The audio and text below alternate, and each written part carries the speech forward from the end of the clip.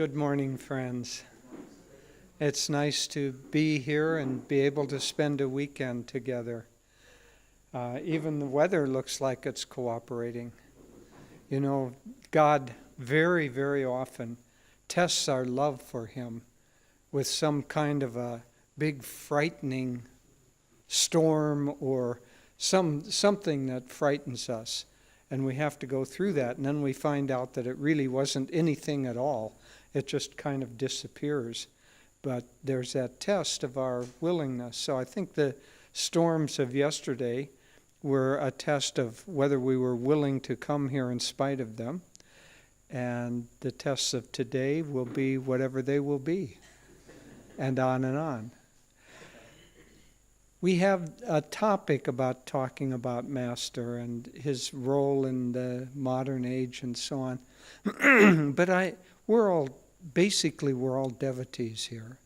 And it's not like we're going to deliver this morning a lecture to a crowd of 500 people, half of whom have barely heard of Ananda. So I want to talk much more intimately. I want to talk just devotee to devotee. And as friends, as all of us together, are what we're seeking. And in that, I'll talk about the role of the Guru and our relationship with the Guru. First of all, when we say the Guru, it's good to know what that is. There's nothing exists in the universe except for God. And so the Guru isn't separate from God. The Guru is God frozen into a form, just as we are God, frozen into a form. And so when we pray to Guru, to one of our line of Gurus, I've heard sometimes people have these terrible conflicts. Oh, I feel to pray to Lahiri Mahashaya, but am I supposed to actually pray to Master? And what about Sri Yukteswar? I don't feel so close to him. And it's all God. It's all God just frozen into other separate forms. So you take murtis, it's all just clay, and then you shape one like Ganesha and another like Durga and another like Kali, but basically it's all clay. And when we worship those different forms, God appears in those different forms not because God needs to appear in different forms, but because we have different windows that are open, and some are open in one way and closed in another, and others open in the opposite way and closed in that way. So God comes to us in different forms. So the Guru is only God frozen into a form, but it's very important then that God gets frozen into a form, because otherwise you can pray just kind of to a vague, and your imagination gets involved in it, and you don't know where you're going. So I'll talk about the role of the Guru in guiding us also. But first let me kind of come back. And the role of the Guru is the Guru himself, but also the Guru, just as God needs to use these forms as channels so that we can receive, the Guru also needs to use channels, because otherwise, with Master is the Guru for most of us, with Master not in the body, how do we relate to him? How do we really make connection with him? He said the difference between a Guru and a scripture, basically a true scripture and a Guru are giving exactly the same teachings. If they didn't, one or the other wouldn't be true. But he said the difference between a scripture and a Guru is that you can argue with a scripture and the scripture won't argue back. So you can put on a scripture anything you want and interpret it any way you want, and the Gita told me so. Well, with Master in the body, he'll give you direct feedback. When he's out of the body, he becomes more like a scripture. He won't give you the direct feedback.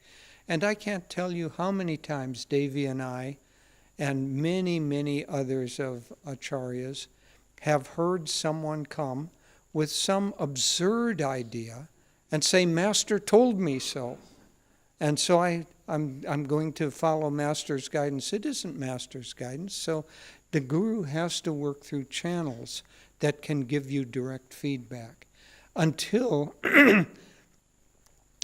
you're advanced enough in your intuition. And then indeed the Guru will give you direct feedback intuitively. But anyway, you understand. So now, how does the Guru work? And the Guru works in each life in a kind of a sequential manner. And I'll use Swami's life as an example, but that the manner that Master worked with Swami is the way that God works with all of us in each life. Now, before we see Swami in this life, he had had many, many other lives of preparation. And so you hear kind of, he read the book, The Autobiography of a Yogi, and then he took the next bus and he became the first day Master's disciple, and Master gave him his unconditional love, and Swami gave that back. Well, you hear that and say, oh, I wish that would have happened to me. Well, it happened to Swami and not to me, because Swami had prepared himself for incarnations for that meeting, and also because it was Swami's dharma in this life to play that role. Many of us may have been with Master in past lives. So if it were our dharma to play the role that Swami was playing, first of all, we have to ask whether our soul is qualified to play that role. And just like children learning, we have to learn gradually how to take on bigger and bigger roles if we're going to take on a big role. What role we play has I can't say no relation, very little relationship to spiritual advancement and to who's the deepest devotee. Master one time said that the deepest devotee may be a name on the mailing list.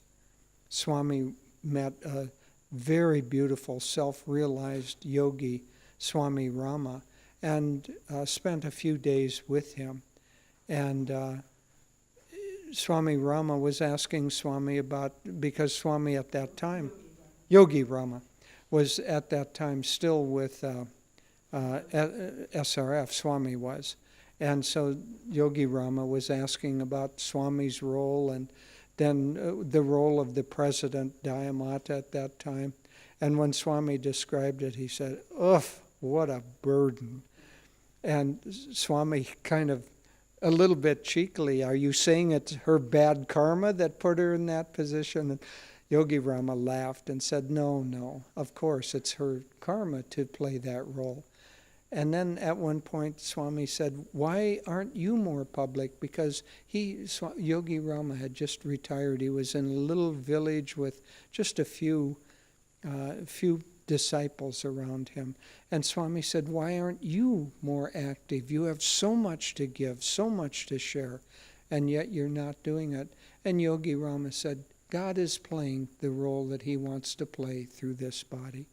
At that level, they don't have egos. They don't have a desire to play this role or that role. That's an extension of the worldly mind. But so God has to work through the Guru and through channels. The Guru has to work through channels. One of the primary channels that Master is working through is the autobiography of a yogi. And that has done its job of connecting millions of people with God. So the real role of the Guru is to connect people with God and to train them and support them in their spiritual search until the disciple or the person that he's trying to help, it may not be a disciple, the people that he's trying to help their hearts and minds are firmly turned toward self-realization, which is ultimately what our real self, our soul, that's the only thing our soul wants, is self-realization.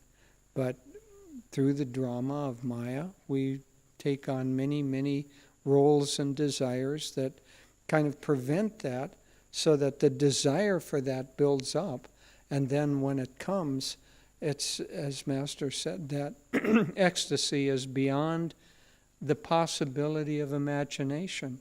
So I think because God's in the form of the seeker too.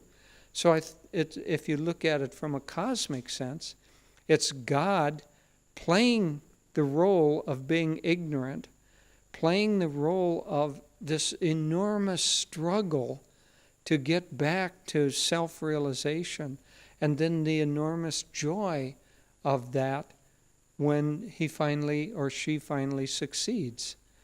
Kind of like youth playing video games. You know, why do they go through all this struggle of all that play and different levels, and finally they win? And that's a silly little example, but it's an example of something being withheld, a struggle, and then success afterwards, and a little bit of spurt of happiness comes. But when the soul finally realizes God, great, great eternal bliss comes.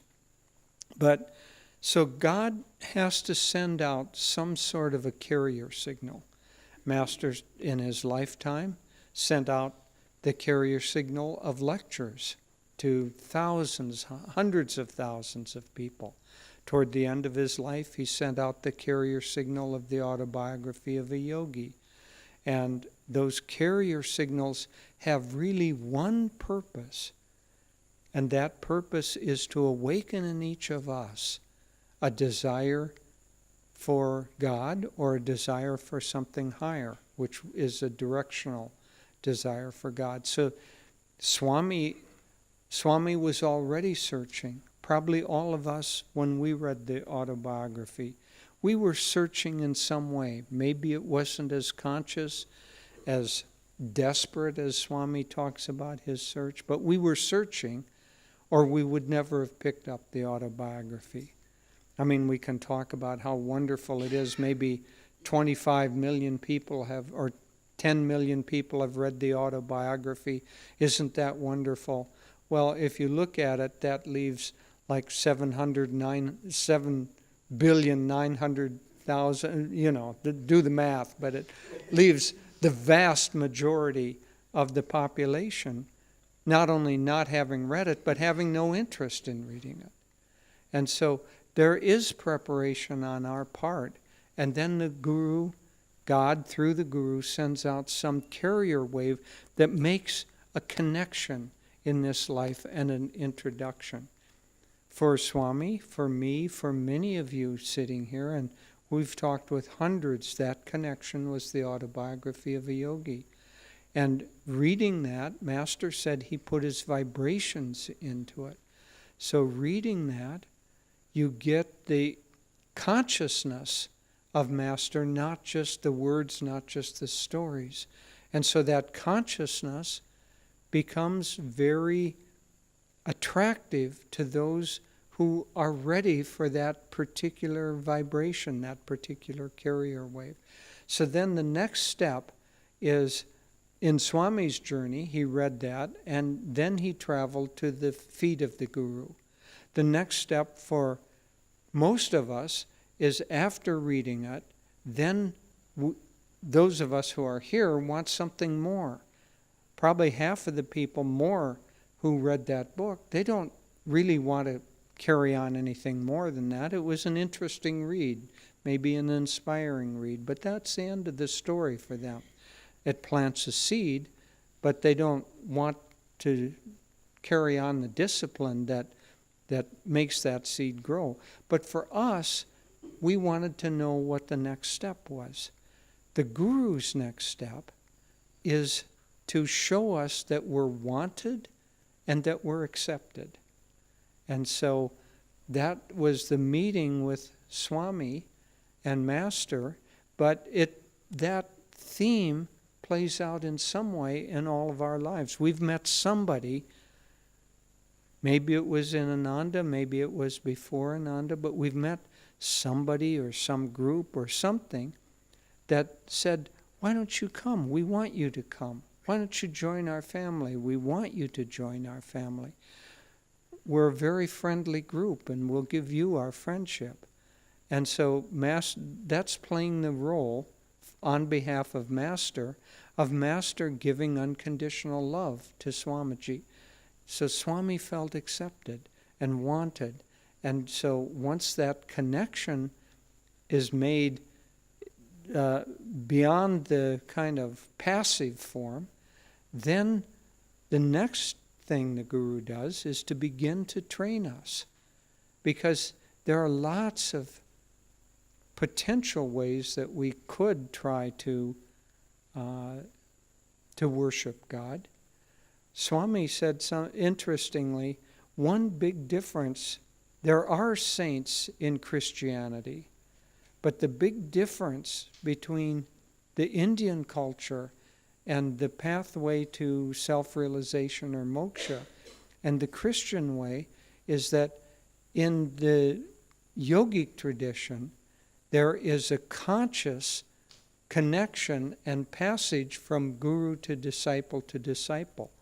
Most Christian saints didn't have a guru, didn't have somebody that they could go to and connect with. And so it had to come internally. And so imagine if you had to reinvent the science of mathematics. A few people in this world can do it, but not many. It's a whole lot easier to have a math teacher that can lead us through that process. And so the Guru is a teacher giving us the techniques, the attitudes, all of those aspects that we need in order to begin and take on our own individual search. And as I say, at this point, Master not being in the body and Swami not being in the body, those of us who are part of Ananda have to take on, to the best of our ability, this role of helping others, being teachers for others. And that doesn't make us great, it's just a role that we need to play. The acharyas that you see have been playing that role for some time, but all of you need to be a channel for these teachings to those who come into your life that need them. These are such wonderful teachings. They are so helpful for people's lives. And if somebody comes to your door and is starving, and you say, "Oh, I'm not worthy to give you any food," that's not right. Give what food you can. Maybe you don't have a big restaurant. Maybe you can't feed thousands, but you can feed your children, you can feed your friends, you can feed your parents, you can feed those that you work with, those who are in the orbit of your life. Now, you don't necessarily need to do that in a formal teacher role. Just do it by sharing what you have learned and what you have benefited from, and help. Master said that one of the greatest things we can do is to help turn people's consciousness toward seeking God. Now that's conscious, but at least we can help people turn towards seeking fulfillment in a better, more lasting way. So we need also to be channels for the Guru in whatever way. So the next is the teachings have to be brought into the world and into society, and then support for those teachings needs to be there. A person can learn meditation. You all know this. We get questions over and over and over again. You know, I learned meditation, but my life is so busy and I'm distracted and I can't practice. What can I do? So people need support in order to carry on their spiritual life. One of the best things that Ananda does, see, Master said that the two most important influences on the spiritual path are, one, the Guru, which I've been talking about, but secondly, satsang. And so the fact that many of you are here from Mumbai, the satsang that you have in Mumbai or in Pune or in other ways, we're trying to work so that we can do that virtually for people that can't get physically to a place.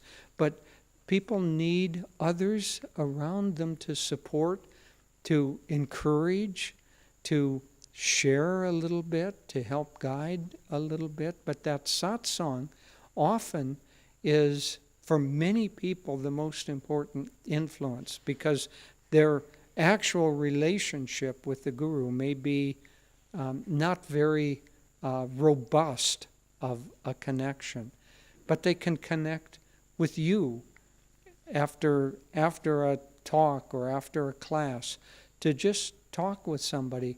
It's then really, as many of you have found, that the real teaching begins. The class is kind of the warm-up act.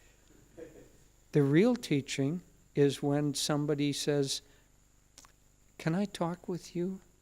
I'm having such a difficulty. My mother is going through a serious illness, and I don't feel supported by my brothers and sisters, and what can I do?" And they need somebody not only to be a friend, but to be a spiritual friend, somebody that enfolds them in compassion and friendship, but then also helps give them some guidance for how to work with this situation in a higher way. And so the role of the Guru is to support. After the training, support is needed. And again, the Guru has to work through channels. So that satsang that we all have together is helping us, but we need also to offer that help very freely and openly to others.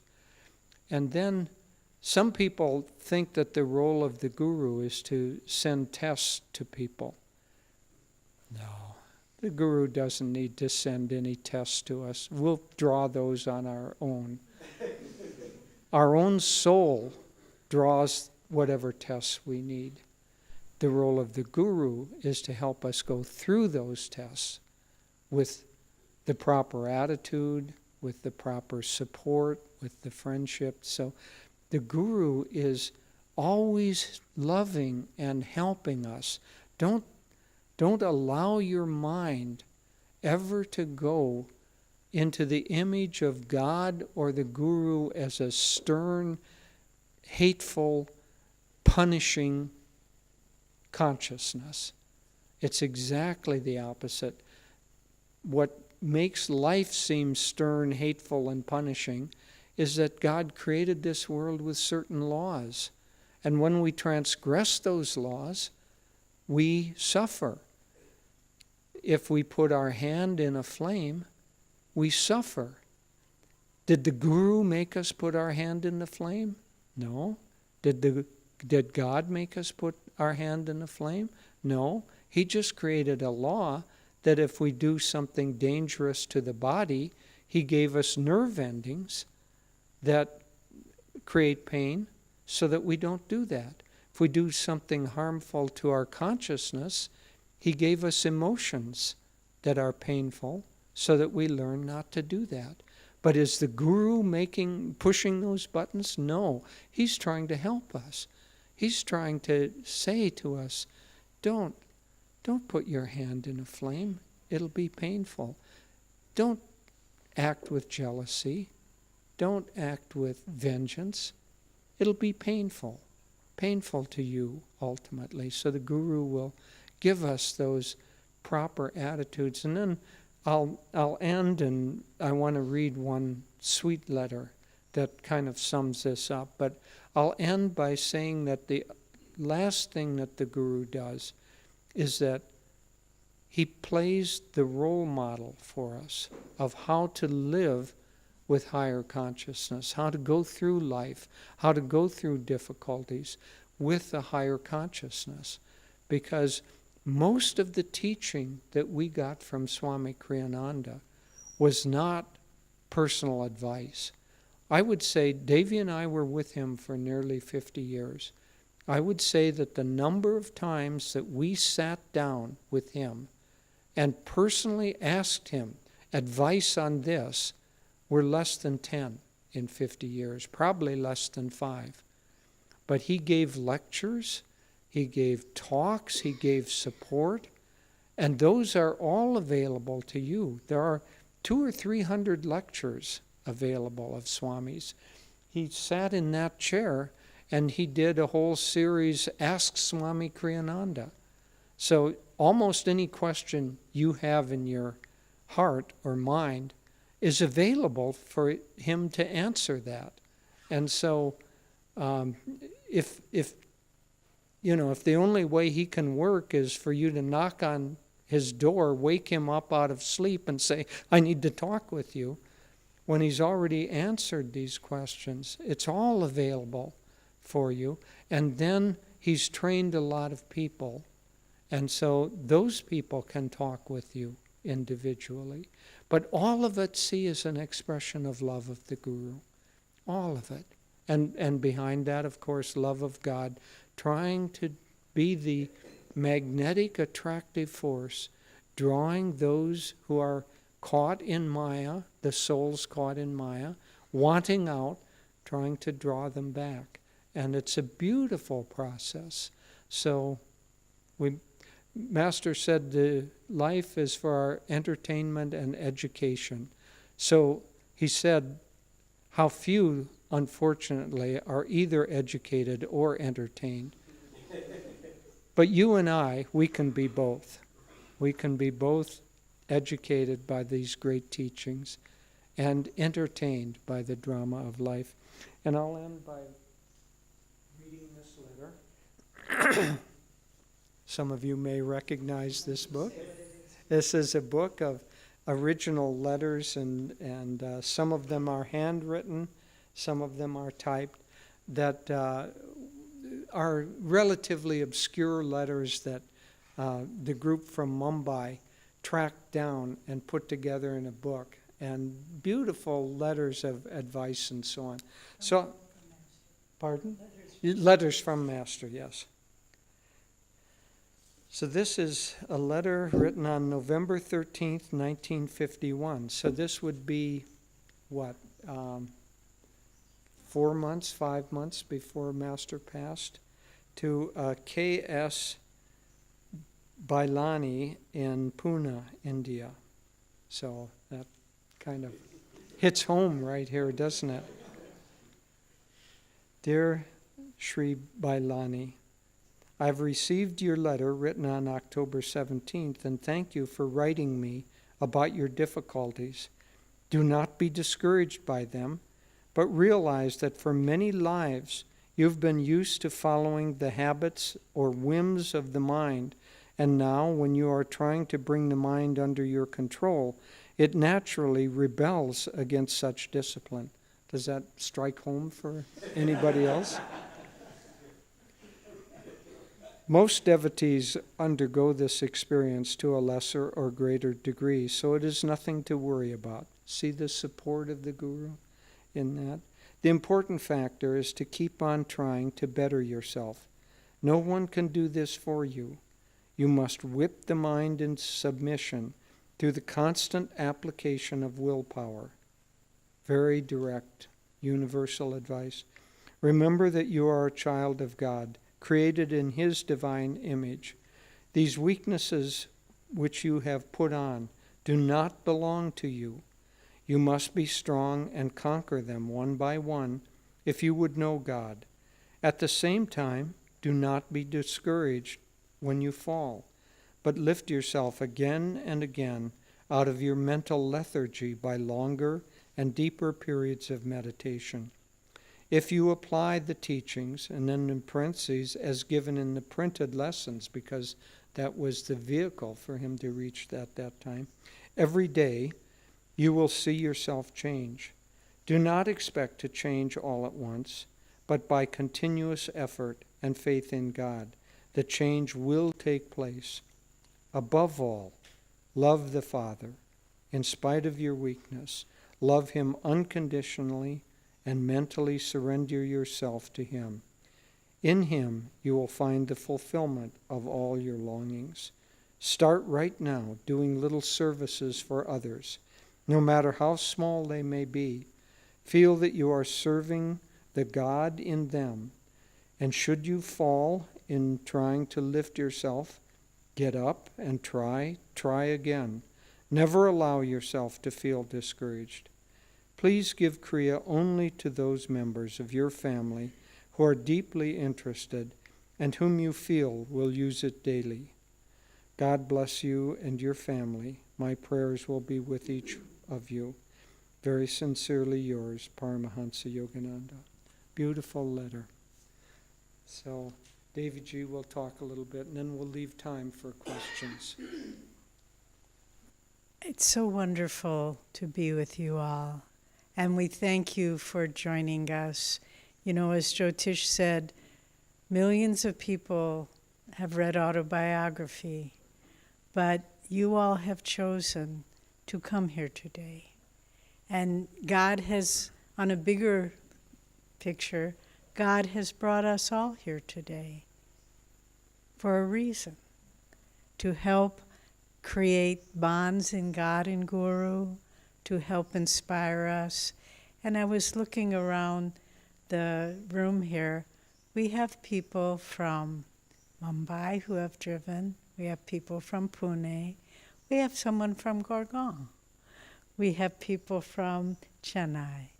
We have people who have recently moved from Bangalore and are here now. And also in the very back, I would like 3 good friends to stand up. Atman, Bhakti Marg, and their son Mark. They're from Ananda village, and they have come to join us.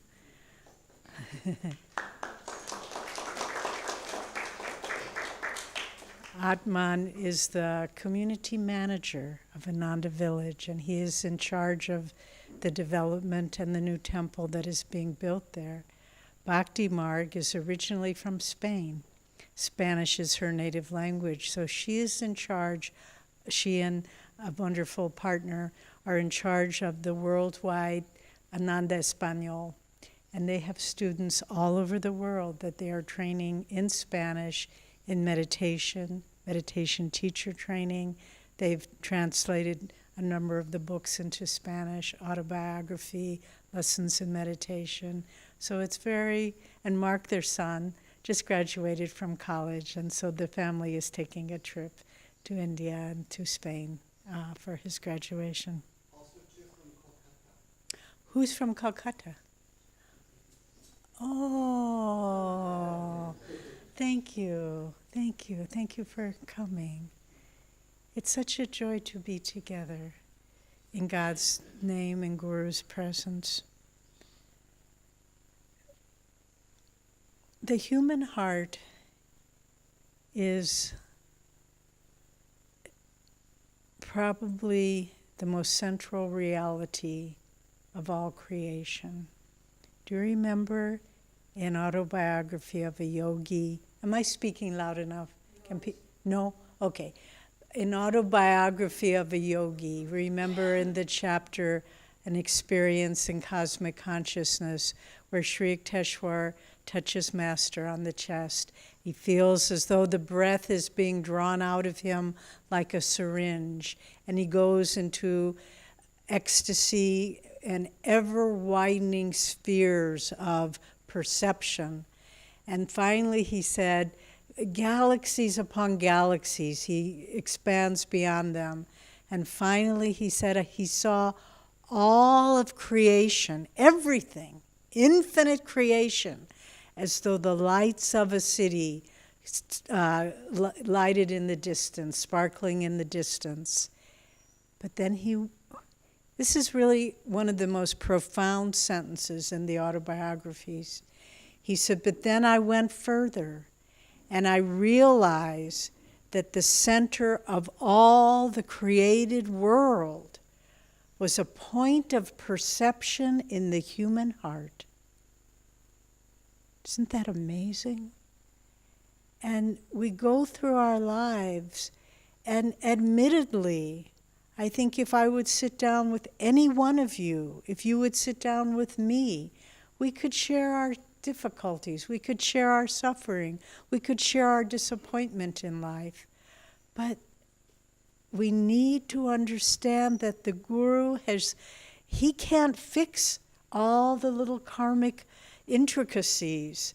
As Swami used to say, Master didn't come to clean up your mud puddle. He came to get you out of that mud puddle. And how does he do that? How?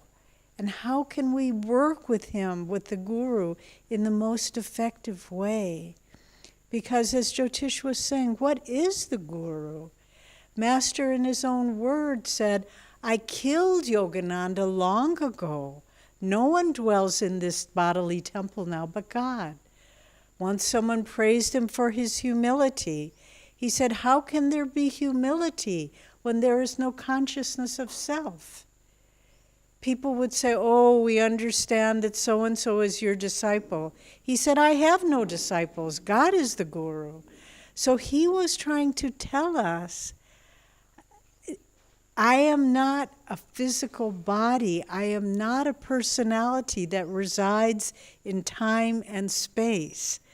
Last night I picked up and began reading Swami's wonderful little book, The Time Tunnel, which he wrote here while he was living in this house. And if you haven't read it, it seems like a children's story, but it's much, much more, because he's talking about the unreality of time. And if we reduce ourselves to a point of non-existence, which is to mean the ego gets dissolved, then we can travel through time. There aren't limitations. We can go past, future, wherever we want to go. And so how do we, with our little human hearts that are so wrapped in suffering and difficulty, each one of us in our own way, how do we relate to this consciousness which is beyond time and space? But their Master gave us the answer.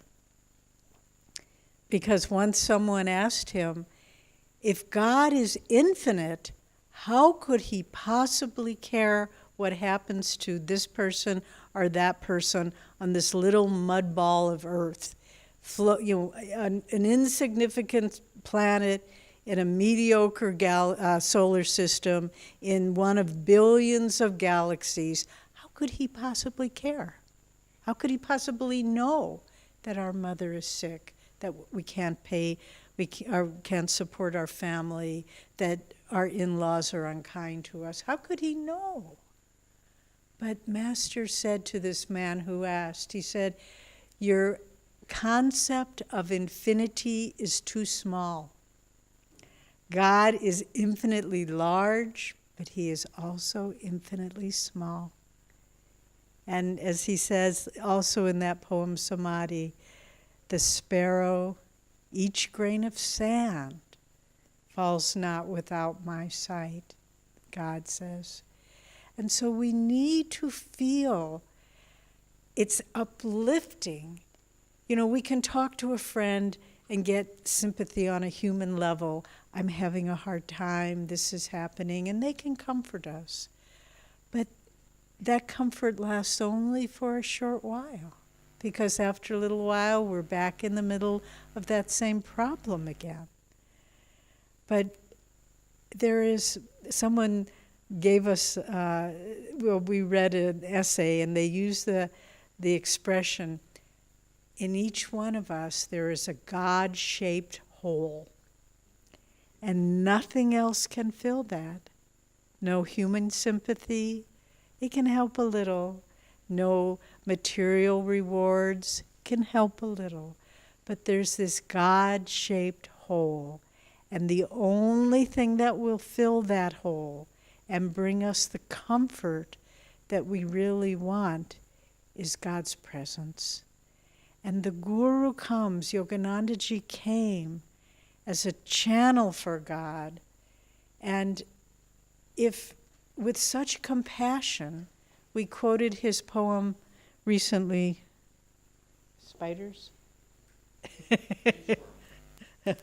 What? Oh, worm, okay. I lost the track. The poem, where was I going? The God-shaped hole, okay. But God's boatman, that's where we were. God's boatman. The compassion of the Guru, unlimited by time, space, individuality. It's just a pouring forth of compassion. He said, I will come again and again across 1,000 crags with bleeding feet, if need be, as long as there is one stray brother weeping by the wayside. So the power of that compassion, that's what we need to draw to fill the God-shaped hole. It's the only thing that will fill it. And how does it change us? How does it answer our problems? It's with his magnetism. The great physicist Albert Einstein said, no problem. He was talking of high mathematics and physics, but he also was a great, I think he must have been a yogi in other lives because his consciousness reached to infinity. And Albert Einstein said, no problem can be solved on the level on which it exists. So to solve the problems in our life, we won't solve them on that level. We have to draw the magnetism of the Guru, and that changes our level of consciousness. And then we look at these little problems and we said, oh, why did I let that bother me so much for so long? Because our the hole in our heart becomes filled and our consciousness becomes realigned with the magnetism of the Guru. You know, I shared this with some of you recently, but I admit with great humility, after all these years of being on the spiritual path, this understanding dawned on me. Because I came to the spiritual path, I was young, I finished college, took my last final. I didn't even stay for graduation. I was done with that part of my life. And I came out to Ananda community and met Swami Kriyananda. I was just starting to meditate. Had read part of autobiography. But then I met Swami Kriyananda. He didn't say much to me. I don't think I had a personal conversation with him for 3 years after I was at Ananda. But I came, just as you have come, to be in satsang, because I knew my heart was hungry. I knew that the world, on some level, I just thought, this will never work for me. I will never be happy in this world. And there must be something more. And all of a sudden, within a matter of weeks, I was meditating 2 to 3 hours a day, complete vegetarian. The rest of the time was spent in service, just getting really $10 or $15 a month to live on. In America, that doesn't go very far. But it seemed absolutely normal. And I thought, oh, okay, well, this is my life now. It wasn't until recently that it dawned on me, what happened? How could I make that change from one life to another in a matter of weeks without ever looking back? It was the magnetism of Swamiji, who just changed my consciousness by giving us part of his consciousness. That's all he did. He lectured, he wrote, he composed music. That's all wonderful. But he gave us his consciousness. And if we received it, and Master would quote Christ very often. Master would quote the saying that Christ said, to as many as received him, to them gave he the power to become the sons and daughters of God. And so to receive what the Guru is bringing, to say, start off saying, my life, even in the best of circumstances, there's something that's missing. So that's the reaching out and calling. And then who are we calling to? This infinite compassion and love to give us, to sustain us, to transform us, to uplift our consciousness. And sometimes, as we were saying, sometimes people say, oh, well, Master said we have to do this and that and this and that. And yes, he did. He said he gave us many practices to do. But he also said, if you do 1/100th of what I give you, you can still find God. Because ultimately, it's the receptivity to the Guru. And we have to always remember that. Self-discipline is important. Self-control is, of course, important. But if you stop there, you just can feed your ego. You have to go beyond that. And you have to say, it's only by your grace, Master, that I can put one foot in front of the other on the spiritual path. I can't do it by myself. I'm not wise enough. I'm not strong enough. But with your grace, I can do this. And Master said, in one of his talks, he said, I will give you lots of my good karma. And so he does, if we receive it.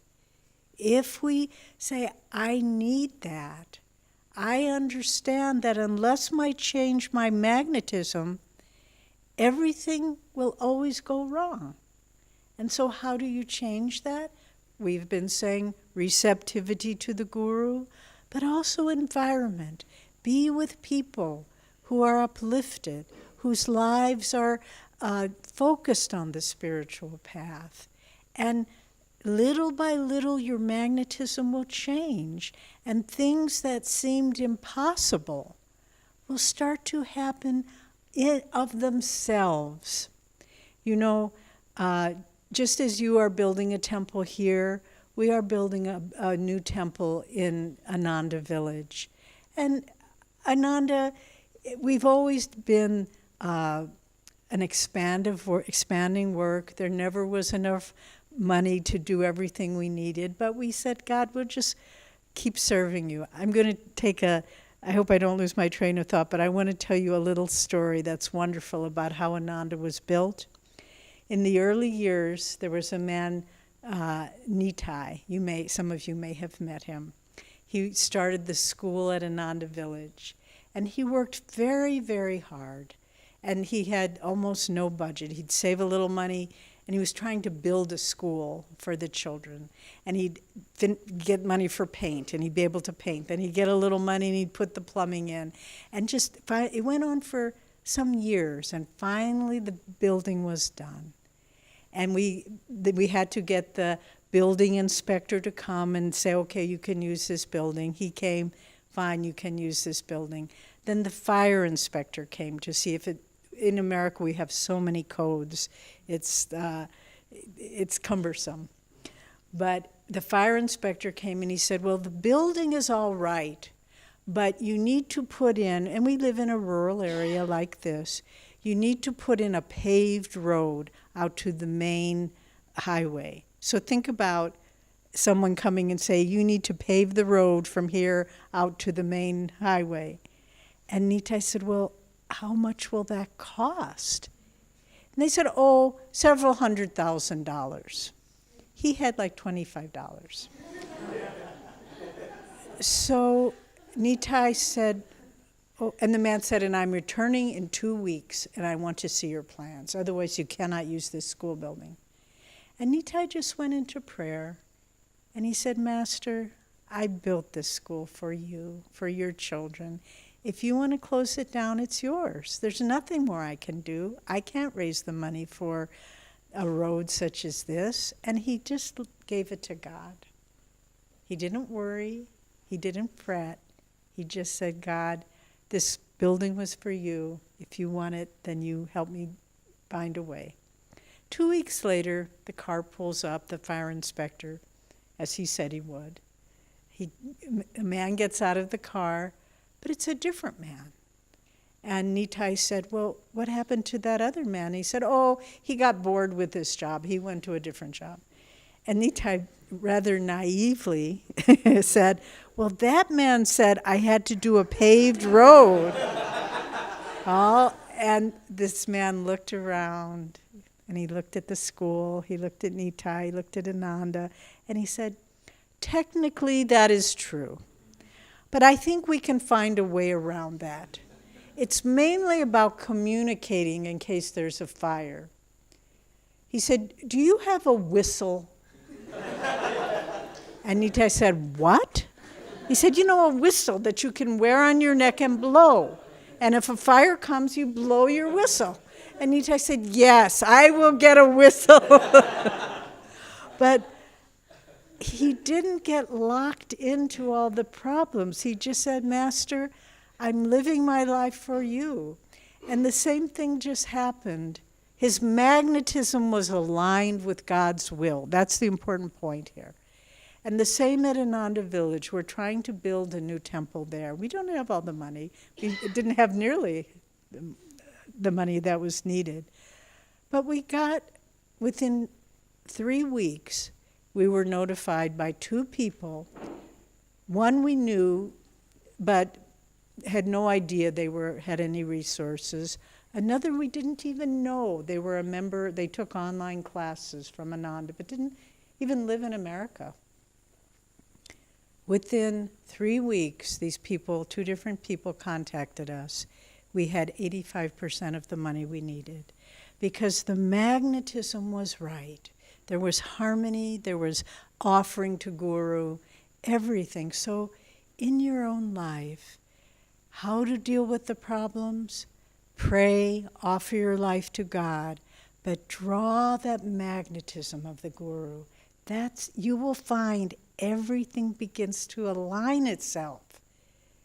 Once we do that, and no problem is too big, no solution is impossible to find.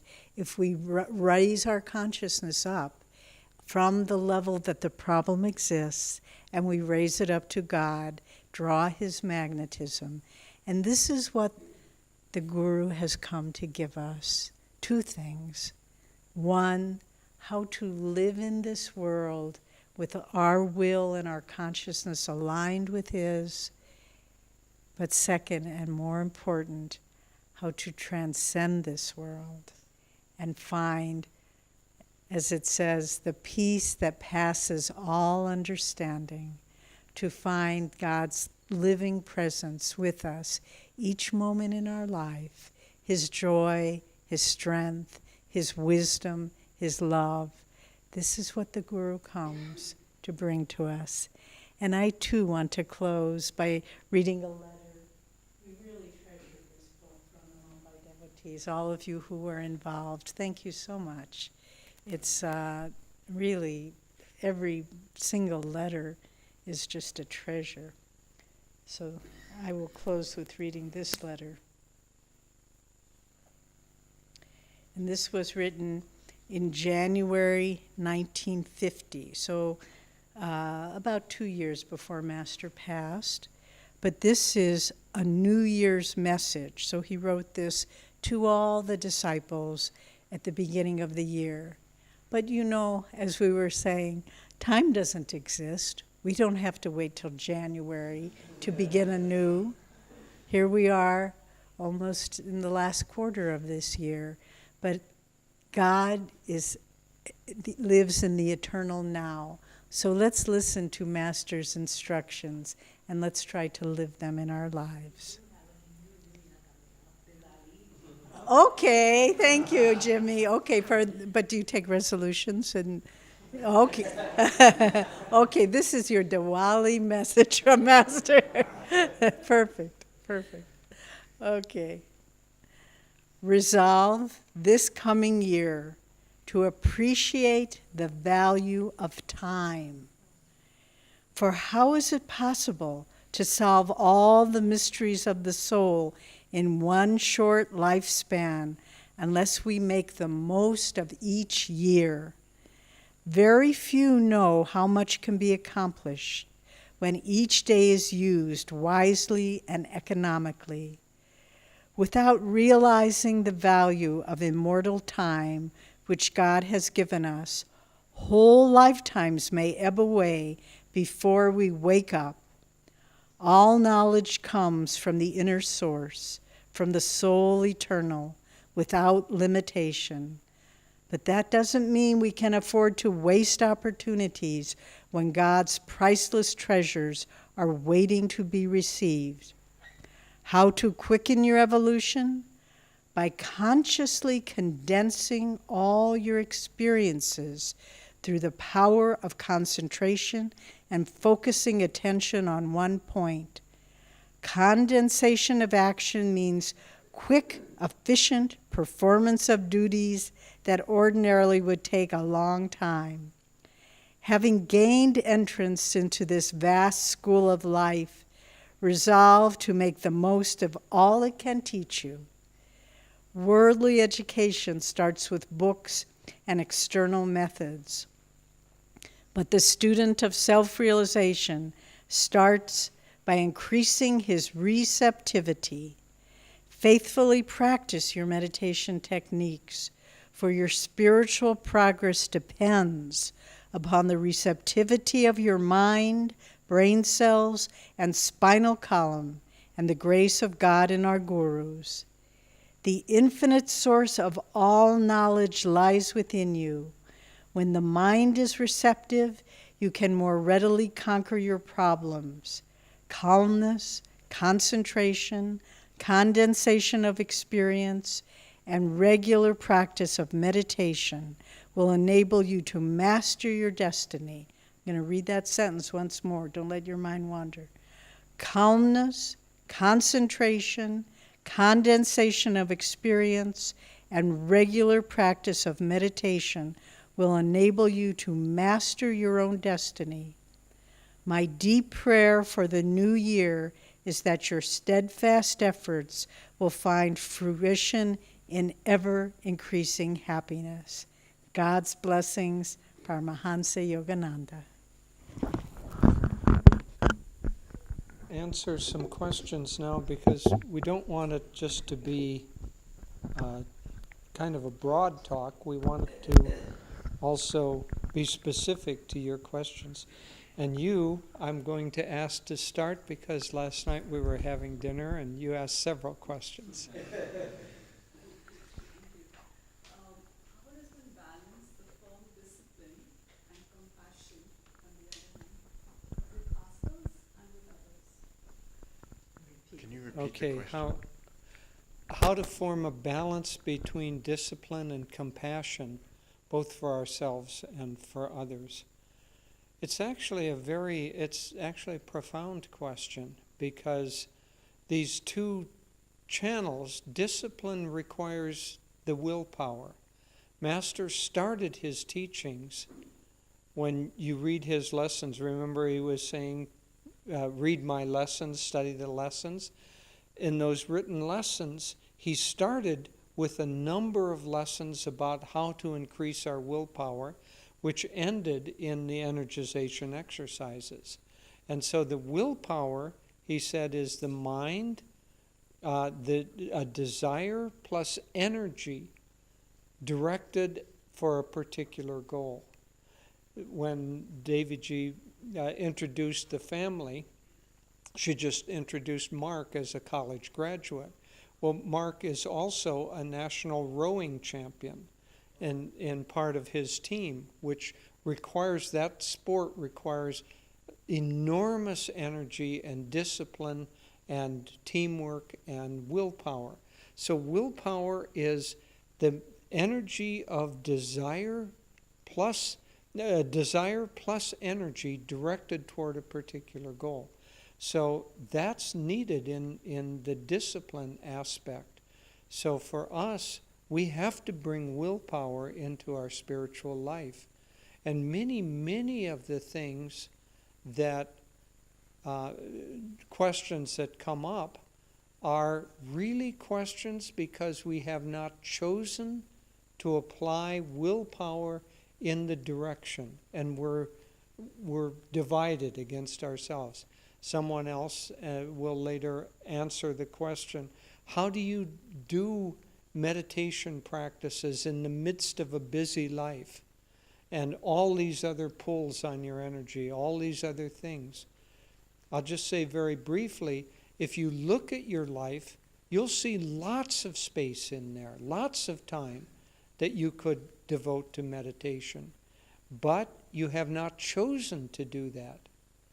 You've chosen to, I don't know, go to sports or watch television or do something. At any rate, I won't go on there. But discipline requires willpower, and willpower focused, concentrated, and applied for a long enough period of time to accomplish your goal. And so each of us have to have that. Then we also have to balance that with compassion. Compassion is energy of the heart, and it is basically to accept and support a person where they are and what's happening to them at the starting point of where they are now. And so both for ourselves, because we have to be compassionate for ourselves too. If we're too harsh, then the ego withdraws from that harshness. So if you find a person who, let's say, is suffering, they've suffered a loss, to go in and say, just use discipline, say, you need to train your mind so that you do not feel that loss. The person isn't ready for that. You need to sit down and really feel with them. You need to feel in your own heart the echo of that loss. You don't need to dwell in it, but you need to feel it and understand it so that you understand that person. And then you need to give them whatever heart's energy and support they need, or you need to give this to yourself too, that we need in order to begin to get strong enough to then apply discipline. But you can't start with discipline. You need to start with compassion and friendship and support until the person is strong enough and ready to then apply discipline. Then to give them a little bit of guidance in how they might apply their discipline. Suggest a book or a poem or a talk that you know might be helpful. That can be done compassionately, but so those two are slightly different tools that we have and need to be worked with kind of in balance, but they're both necessary.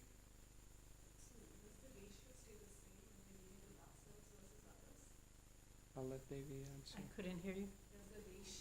Oh, the ratio. She said, does the ratio change in dealing with others? Yes, of course it does. Some people, remember the story of Master when he was having to discipline one of the women renunciates, and he was yelling at her, and then and there was another person present, and that person was saying, oh my God, he's so upset. And then when Master he was walking back and forth across the room, and then we would turn with his back to this person he was disciplining, he'd kind of wink like, I'm not all that. So of course, and with children too, sometimes parents out of compassion don't give children the discipline they need. So, you don't need to do your work, you're tired, your schoolwork. That doesn't help them. So, and it's different for each person. If you have one child that works so hard, they're having anxiousness and depression, then you say, maybe let's go to the park and go for a walk. If you have another child that isn't putting out enough energy, then the ratio is different. And so we have to, but what I wanted to say in response to your question was, how does this apply to meditation, compassion and discipline? Because, even within our own self, the spiritual path, Swami used to say, you have to be a long distance runner. You have to pace yourself. So I have seen people come to Ananda ashram in America, and they were going to meditate 8 hours a day, and they were going to do this, and they were like straw fires, and they burnt up really quickly, and then they left. And then there were others who had a regular disciplined life. They served, they were kind to people, and those people, you see them 40, 50 years later, and they're filled with God consciousness. So in our own life too, when some of you take seclusion, that's a very interesting experience. If you say, I'm going to take off a week and I'm going to just focus my sadhana on God. Also, you need to have compassion and discipline in such an experience for yourself. Maybe you need, Swami advised us, he said, if you've been working really hard, maybe take the first day just to rest. And then you start building more discipline, building more meditation hours until you think, oh, I want to do this. So we need to, just as Sri Yukteswar in the chapter, Years in My Master's Hermitage, when some disciple had taken a long fast, and Sri Yukteswar said, why not throw the dog a bone? Just don't be so intense and harsh on the body. That's not really going to prove much ultimately. So in our own spiritual life, to balance those qualities as well for ourselves, be kind to yourself, but the most important thing is to be honest. If you know you're trying as hard as you can, then that's good. If you know you're saying, oh, maybe I'll just meditate 10 minutes tonight, I'm a little tired, and you know you could do more, then you need to be more disciplined. So that's kind of a different approach to the question. Okay, other questions? Did you have more? Or okay. This woman. Please stand so were you going to bring a mic, Jamal? So this is just for recording purposes. How do we know we're making any progress once you've started meditation and started on this path? How do you know that you're going the right way? Are there any pointers? Are there any is there any Yes. inner guidance? Yes. Okay, I'll answer and then Jyotish can answer. That's such an important question because otherwise we get discouraged. We think, well, am I really doing this right? Am I pleasing to the Guru? Well, here are some thoughts. First of all, with the practice, it isn't always signs of spiritual progress don't always come in the way we expect. So maybe we expect, oh, I'll see the spiritual eye, and you never see it. Maybe you think, oh, I'll listen to all the sounds of the chakras, and you don't hear them. But so maybe you do, maybe you don't. But if you have these experiences, that's wonderful. But if you don't necessarily take that as a sign that you're not progressing spiritually. So I think, what are signs of spiritual progress? Increasing devotion and love for God. Increasing feeling of wanting to be, having the Guru's consciousness with you all the time, wanting to read his words, listen to his voice. This is the sign that he's coming to you. Maybe not in the ways you expect, but he's coming to you. Also the ability to remain even-minded and calm no matter what happens. This is the sign that your reactive process is starting to come under your control. So if something happens and you realize, wow, a year ago I would have yelled back at that person. Now I just smile. How did that happen? So the calming of the reactive process, the ability to deal with life with non-reactive, with calmness and so forth, the ability to focus your mind and concentrate in your daily work. whatever if it's being a housewife, cooking your food for the family, if you're an accountant, being able to remember in that letter we read, Master said, efficiency of condensation of experience. And that comes from focused energy. And you can accomplish an incredible amount. So all of a sudden being able to not feel overwhelmed by life, but just say, oh, okay, I have a lot in front of me, but I'll handle it all sequentially. It can happen, and this is a sign of spiritual progress. Another sign is being able to understand people intuitively, more deeply. So even if someone comes, maybe it's your mother-in-law, and she's always yelling at you, and instead of always reacting, because that keeps us in the realm of duality, but to say, I understand. She doesn't really feel that I am supporting her. She doesn't really feel I love her, so she's harsh with me. So the ability to understand people from their point of view, it's a wonderful thing, not always from your own point of view. I had a dream some years ago. In the dream, I was having an argument with another woman. Not a big argument, but we had a difference of opinion. And I was sure I was right. It's my dream, after all. And then someone else walked by, another friend walked by, and she looked at me and she said, Devi, you're not always right. And I woke up so frustrated. I said, don't I even have the privacy of my own dreams? You know? But it was that higher self saying, you know, don't always think you have to push your opinion and your perspective on other people. Their opinion is just as valuable too. And try to hear that. So these are all ways in our outward life. But then also another indication, then I'll let Jyotish answer, or I shouldn't say I'll let him answer. He will have the opportunity to answer. The increasing interest and desire to meditate. So you think, maybe I'm not getting anywhere, but I want to meditate. I want to go deeper. So the desire to deepen your spiritual life, where does that come from? It's God's grace. So these are all signs. I don't have much to add. She gave a very thorough answer. Swami said the clearest sign of all is the increasing desire to know God. And so if you find that, because, you know, we're talking about discipline, you can't always say, I have longer and deeper meditations. Maybe you had several lifetimes of whimsy and non-discipline, and it's hard for you to turn that karma around.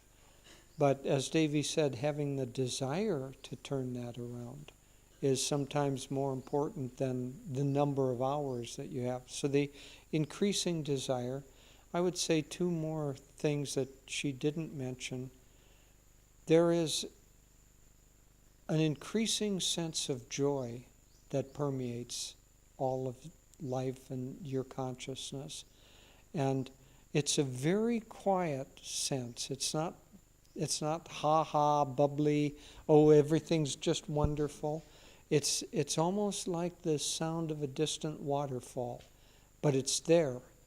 And as you begin to feel that, there also comes the ability to stop whatever is happening, where your mind is diverted and anxious or whatever, and just stop and listen to that distant waterfall.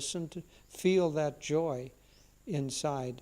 And you can practice that, especially toward the end of meditation. Tune into that for 5 minutes or so before you get up, and that will continue to increase. And then, kind of as an extension of that, and Devi said of beginning the control of the reactive process, Master said that we should always strive to be even-minded and cheerful. Even-minded is the reactive process getting under control. Cheerful is tuning into that joy. So those two things I would say are very important signs. Okay, Shivani, you were leaping up.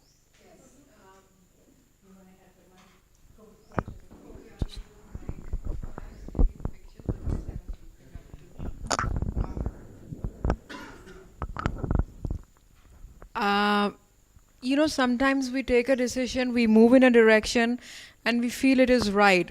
It's a subtle thing. But sometimes there are doubts which tell you you are not right. Now, how do you know you're really right, doing the right thing? Or do you believe your doubts? Maybe your doubt is right. So there's a confusion that arises sometimes. A lot of times, not just sometimes. I'll start with a joke, which is there used to be these two comedians in old-time radio in America, and one of them was wise and the other was always getting into trouble.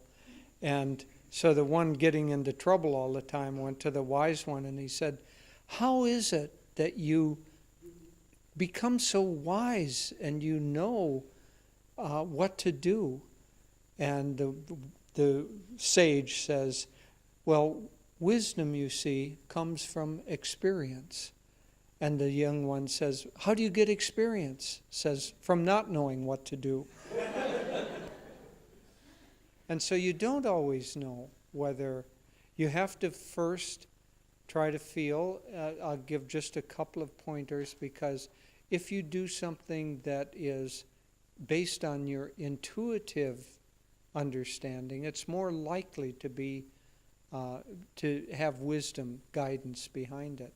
But that means that you need to ask God, and try to ask God in a neutral, emotionally neutral environment. So, should I have that car? Please say I should. Please, which car should I get? I'm really open to your guidance, God. So, in that environment, you're not likely to have intuitive guidance, but especially in a important decision, we often suggest to people, if it's a big life-changing decision, that they actually go into a spiritual environment and maybe take a little seclusion so that that reactive process can calm down a little bit. And then in meditation, or when the reactive process is calm, then try to ask as powerfully as you can from here and try to feel the answer in the heart. And that is more likely to have intuitive guidance. Sometimes life just takes over the decision. It just pushes you in a direction. You have an illness, somebody in your family has an illness, and you just have to do whatever is required of you. And in that instance, you have to watch out for the length of time. So the direction is set for you, but sometimes you just stay with things way, way longer than is good for you or good for the other people involved. So how do you know when things are right? How do you stay with something? Keep checking in. You know, one of the most important skills that we can have is to keep asking for guidance and deepening our attunement with the Guru. So, in meditation, don't end your meditation without deeply and sincerely offering your will into the wisdom-guided will of the Guru. I will think, I will act, but guide thou my reason, will, and activity to the right thing in every path. Master said that was the highest prayer. So we have to do these things, but we can tune in to guidance in order to do that. And that takes discipline. It takes actually training the mind to do that in meditation and also throughout daily life. So train your mind to carry on a conversation with Master and ask him questions throughout the day. As you do that, his presence will strengthen in your life and you'll feel his guidance.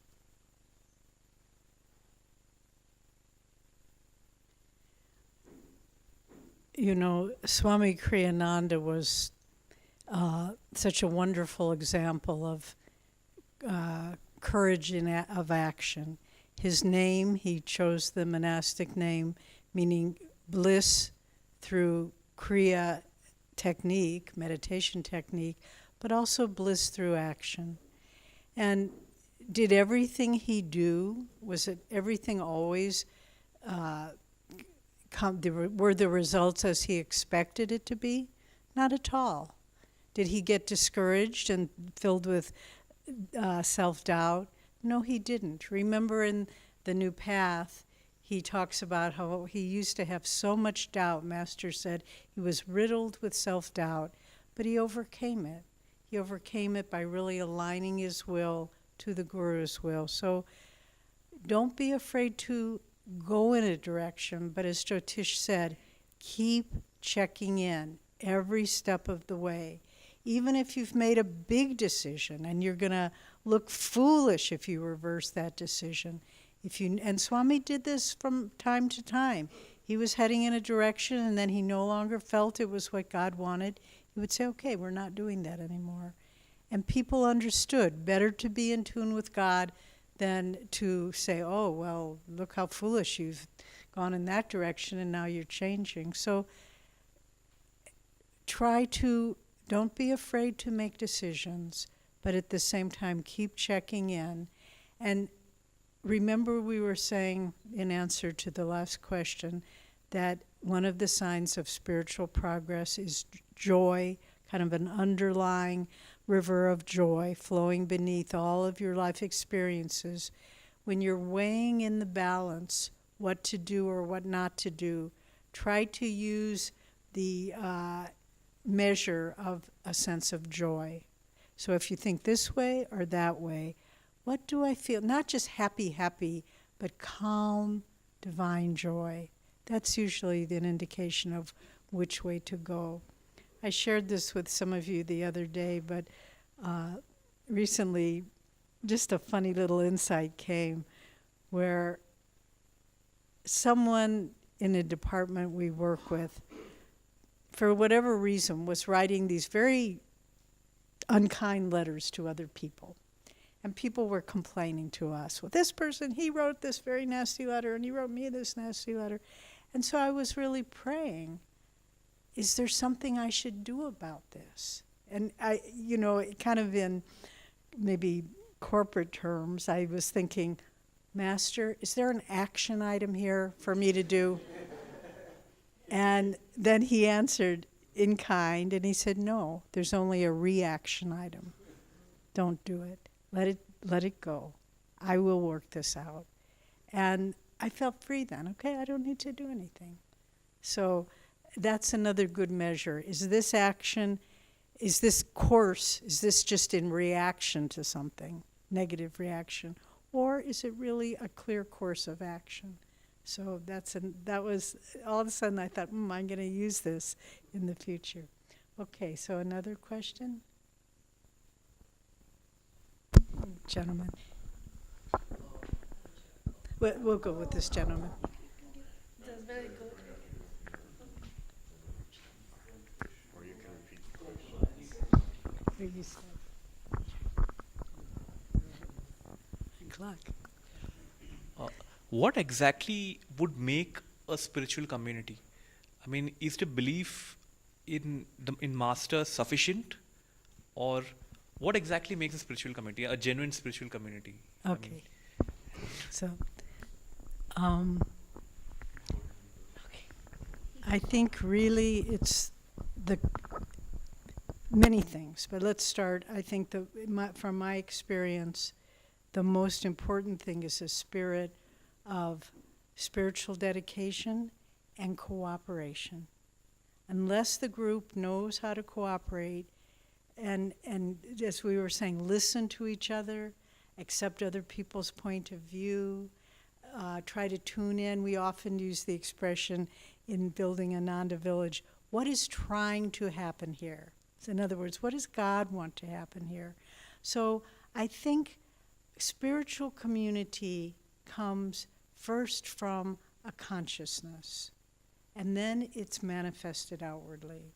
But until there's that cohesion, cooperation, self-sacrifice, dedication, setting it as the highest priority, it will not be very stable. It won't have a stable foundation upon which to grow.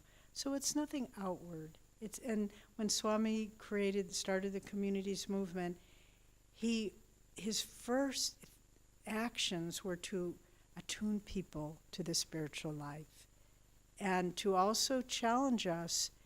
This will be a big sacrifice. This will not be easy. This will be tapasya, because we're doing something not for ourselves, but for the upliftment of consciousness on the planet. So it's a mission. And if you see it as a nice hobby, it won't work. So those are some thoughts. I'll talk a little about spiritual community here in India, because I think it's different than what we experienced early on in America. There has to be the desire for living in community, and there has to be a sense of cohesion. For us, that would be our spiritual path and satsang.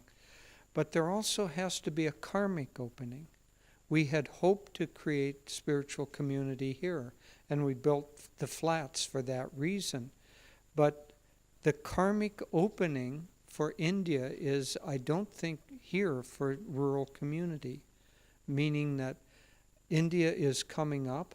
Most of the people who would want to be a part of spiritual community, they have jobs. They need to have jobs, good jobs with income. Many have children. They need to have good schools for those children. They need to have, ability to commute and so on. So a rural community like this, I don't think can happen at this time yet in India, unless it's almost like a turnkey operation. All of the roads and commuting is there, jobs are there.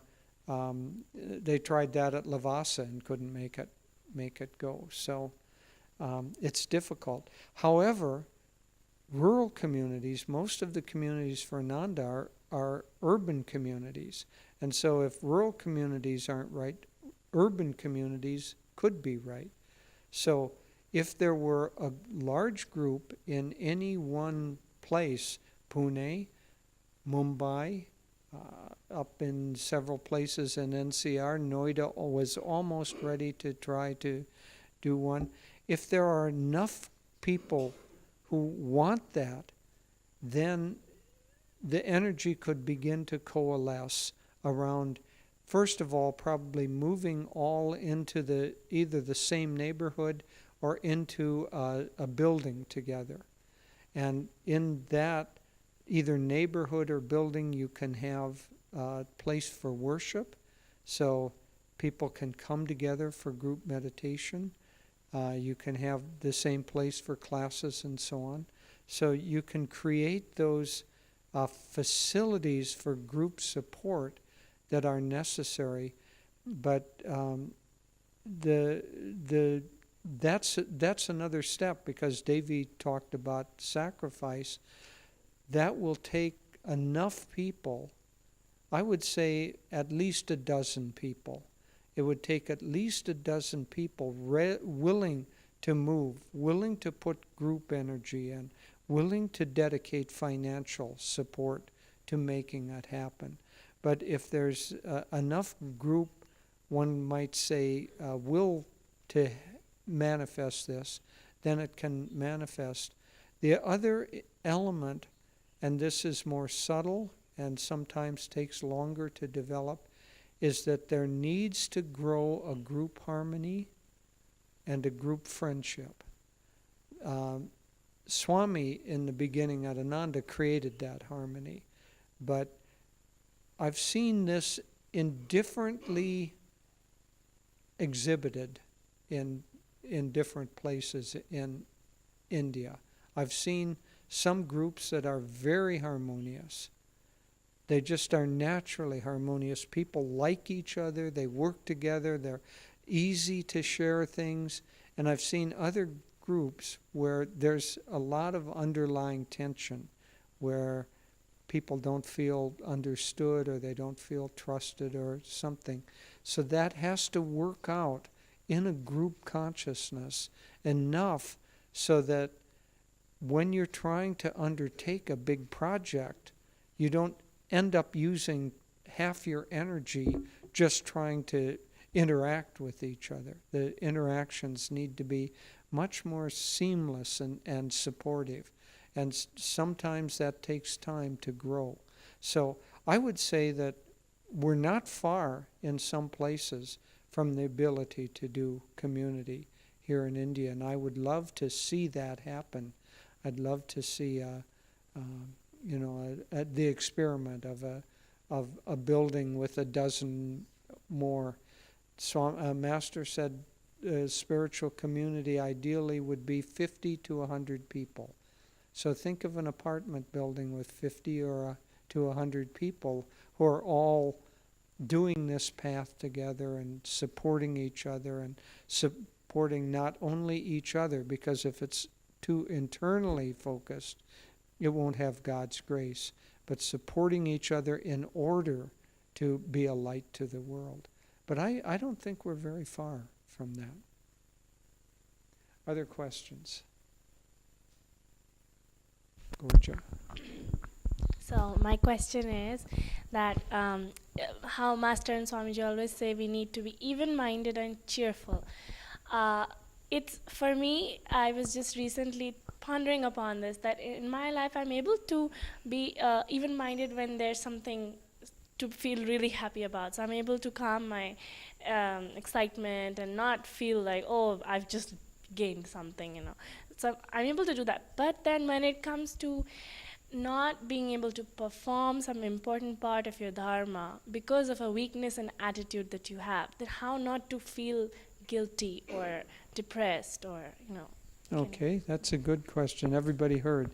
So, first of all, we should understand that there are actual mechanisms to the reactive process. Because if it's just kind of vague and woolly-minded, but the reactive process occurs in the spine, and it starts at the chitta, the anahat chakra.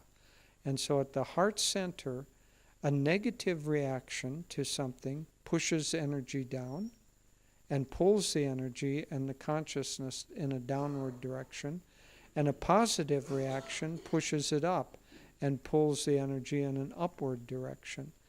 And so in meditation, and deep meditation especially, and most especially Kriya Yoga, we begin to learn techniques that overcome one might say, the reactive process being centered in emotions. And so by concentrating here, this is the center of discrimination. And so by getting our consciousness here and using Kriya in order to work with the reactive process, because the reactive process is also tied to the flow of prana. And so by bringing the flow of prana under our will, also energization does this and Hong Sa does this. So we bring the flow of prana under our will and we bring it to the higher centers up above the heart center and above the lower chakras. There are actual brain changes that happen as a result of that. Remember, Master in that letter said it will change your brain cells. Now, scientists are showing, I saw an article yesterday that compared 3 different types of meditation and what they do to the brain, and each type changes the brain in a slightly different manner. We have all 3 types in our meditation practice. But the practice of, let's say, Hong Sa, which is concentration on one point, and if the mind wanders, you bring the concentration back to that. That's one of our practices. That increases the forefront of the brain, and it decreases energy in the kind of stem cells of the stem part of the brain. There's another type of meditation which is just observing yourself. And you don't try to use willpower. You just observe the mind. If it wanders, you observe. This is mindfulness meditation. And you might connect it with the breath a little bit, but it's less will-oriented. And that changes a different part of the brain. And there's another kind of meditation which is basically expanding compassion for the whole world, more of a Buddhist meditation, and that changes the brain in yet another way. So I say the brain changes because the consciousness changes first, and the brain changes follows. But there are actual mechanisms. So working with the reactive process, working with meditation, brings that reactive process under control. The other thing is to try to practice outside of meditation, controlling your reactions to things. And so, as you were saying, you're able more easily to control your overly enthusiastic reactions. That's a very good thing to do and a good start. But it really depends on past karma, where you haven't yet trained yourself to also control the negative reactions. But you can control negative reactions. You can stop worry in its tracks. You can be even-minded and cheerful, but it takes discipline and training and compassion in order to achieve that in yourself. And as Master said, if you fail, get up and try again. Because this life is training us so that in our next life, if we have one, we'll be born with already these abilities much more developed in us.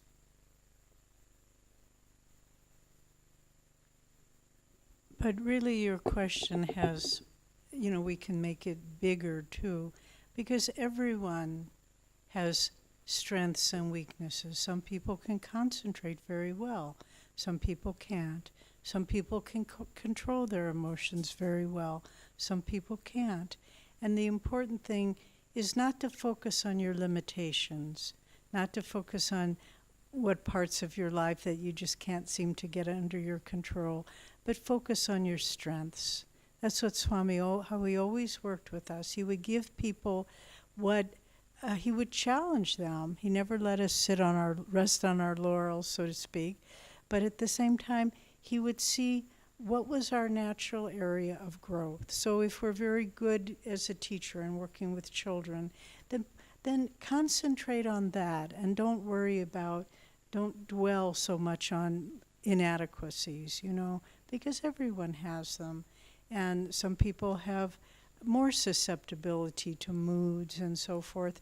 This is from past karma, and it's not at all easy to control. So just try to work with your strengths, ask God to help you when the time is right to overcome your weaknesses. There was a very interesting movie that came out some years ago called A Beautiful Mind, and it was about he was a mathematical genius. John Nash was his name. And he just discovered just breakthrough mathematical formulas. But he was also schizophrenic. And he lived in a world where he couldn't tell the difference between objective reality and what was being created in his own mind. And they wanted to give him some very, electroshock treatment.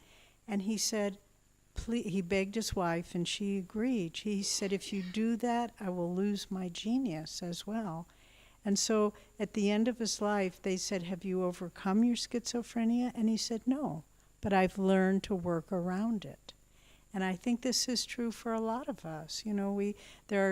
With God's grace, we can overcome different aspects of ourselves that are weak. But if not, then let's work around our weaknesses. If we have a limp, then then you learn to compensate. And God is our strength. God is what helps us to compensate for our, at the end of Swami's life, physically he was so weak and unwell, but he learned to compensate and he learned to see what he could do. So I think for each of us, we come into this life with strengths and weaknesses, and if we only dwell on our weaknesses and our shortcomings, then we get discouraged. But if we can dwell on what strengths have I been blessed with in this life and to work with those, then we'll grow, and eventually we can leave behind us all those other things. Okay, one more. If there is. Did we answer? Oh, yes. I just want to say, did we answer your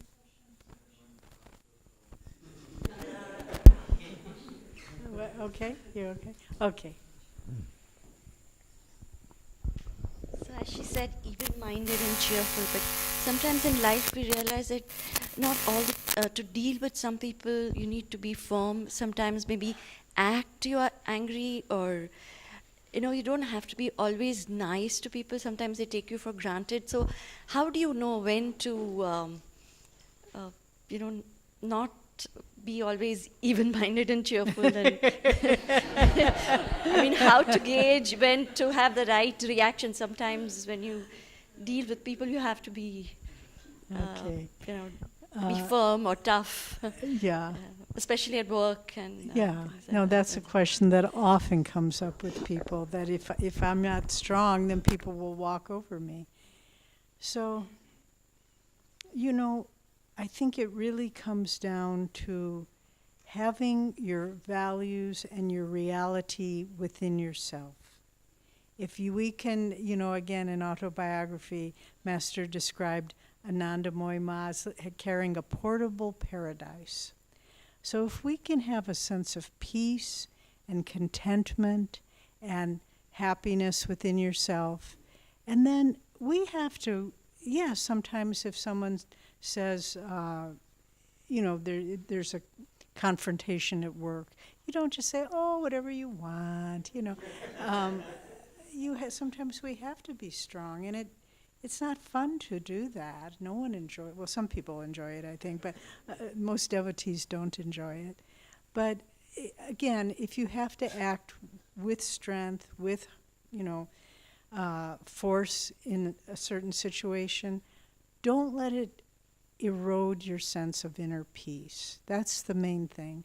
We had two friends who are longtime devotees, and they're a married couple. And the wife told me one day they were having a big argument, and the husband said to the wife, and they're both fine yogis and meditators, but in the middle of this big argument, he turned to her and said, I'm not caught yet. Are you caught yet? Meaning, yeah, we're having this argument, but I'm still centered in myself. So that's again, one of the fruits of meditation, is that ability to be centered in yourself no matter what happens. And again, everything is magnetism. So you will find the more you can remain centered with a sense of peace and calmness, people around you tend to argue less. They seem to be calmer. I notice there are certain people that I've had close associations with over the years that are very calm people. And when they walk into a room, everyone gets very... And it's not out of, like, oh, Swami entered the room, but their calmness spreads out and changes everyone's consciousness. So I think really what's the heart out of it, and Swami often said this, we need to be a cause in our life, not an effect. So if you're waiting for the world to be calm and cheerful, you will wait a long time. But if you say, I will be calm and cheerful, then you become a cause in your life, and you can change people around you. I'll add a couple of thoughts using the example of at work. If you're working with someone, is there an action item or is there a reaction item? In other words, if you're working with someone and they're acting incorrectly, are you doing an action item which is trying to correct the way that they're working, Or are you reacting to them? I don't like the way, you upset me, And so the more negative reaction you have in yourself, the more that will be echoed back to you. The more kind of calm, even if it has to be firm energy, the more that will also be echoed back. So if you're needing to have a confrontation, often these things build up for some time.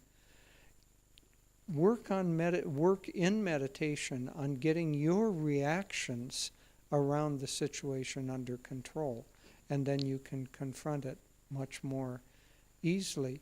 And indeed, sometimes firmness is needed. But as part of that previous part of the answer, ask yourself, is this firmness for that person's benefit, or is it because I want to be firm? I want to show them who's boss. If it's for their benefit, that they won't be able to work successfully if they're always challenging authority, then they'll feel that what you're doing is trying to help them. But if what you're really doing is you don't like it and you're trying to ease your own dislike, they'll also feel that. So you need to try to get yourself under. Always then also try to separate a person's activities or patterns or behavior from who they really are. Master said that in the first lesson. These past karmas, they aren't really you. The way an unruly employee acts, that isn't really who that person is. So Swami said to us, never say to people, you always do this. This is who you are. Because it locks a person into a false image, and so you need to try to see the person's higher self. And if you can then correct the behavior as opposed to the person, then it's much more likely to be successful.